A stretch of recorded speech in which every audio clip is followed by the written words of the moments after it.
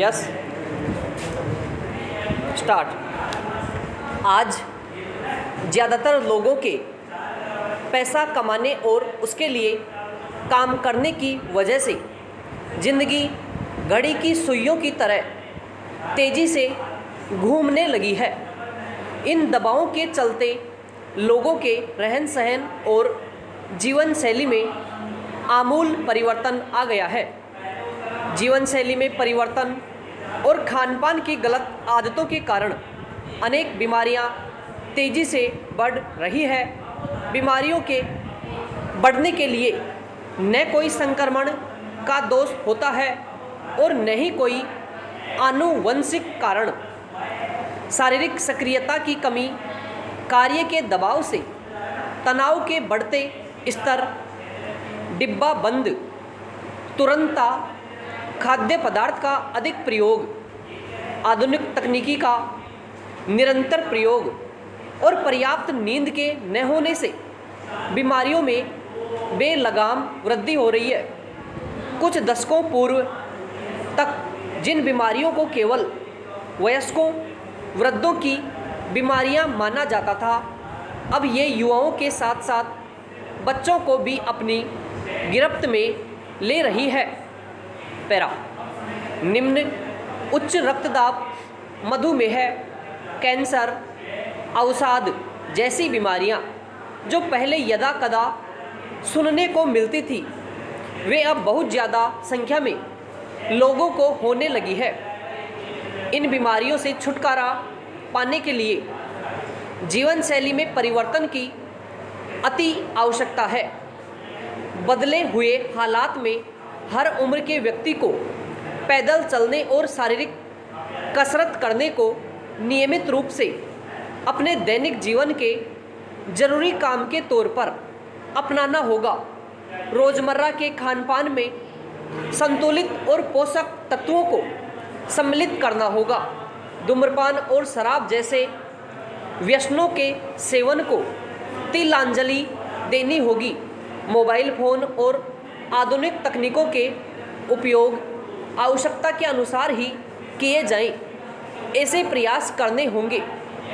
हम सब अपने कार्यकलापों और आपसी बातचीत में ऐसी कोशिशें करें कि तनाव और अवसाद किसी के पास फटक न सके। वैसे हमारे बड़े बूढ़े सच ही कह गए हैं, जिंदा दिली वाली जीवन शैली जिंदगी को खुशहाल बनाने में सहायक रहती है। पैरा पिछले कुछ वर्षों में जिस तरह से लगातार प्राकृतिक आपदाओं की घटनाएं बढ़ती जा रही है, वह कहीं न कहीं हम सबके लिए चिंता का एक विषय है।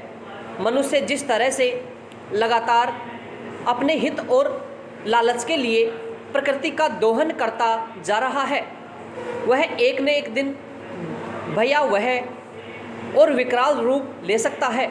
आज मनुष्य ने जिस तरह से पर्यावरण के पारिस्थितिकी तंत्र को बिगाड़ा है, उसमें बेमौसमी बरसात, अकाल, सूखा, हिमखंडों का पिघलना, पहाड़ों में भूस्खलन, बाढ़ आना, अतिवृष्टि और ओलावृष्टि आदि शामिल है। गौर करने वाली बात है कि विकास के नाम पर आज जिस तरह से पर्वतीय क्षेत्रों, मसलन उत्तराखंड और हिमाचल में पहाड़ों को काटकर सड़कों का चौड़ीकरण किया जा रहा है, वह अपने आप में एक तरह से पहाड़ों को बर्बाद करने की रूपरेखा तैयार कर रहा है।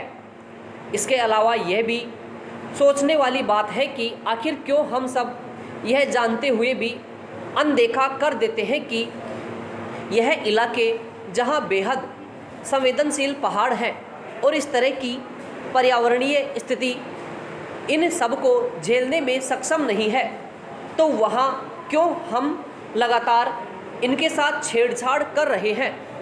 उत्तराखंड में 2013 की आपदा से भी हम कुछ नहीं सीख पाए, जो अपने आप में प्रकृति की मनुष्य के लिए सबसे बड़ी चेतावनी थी।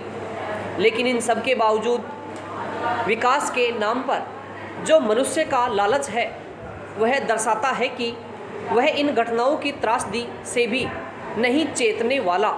अगर इसी तरह मनुष्य अपने फायदे और लालच के लिए विकास के नाम पर पहाड़ों का या प्रकृति का दोहन करता जाएगा तो निश्चित ही वह दिन दूर नहीं जब इसका खामियाजा उसे अपने विनाश के साथ चुकाना होगा। समाप्त।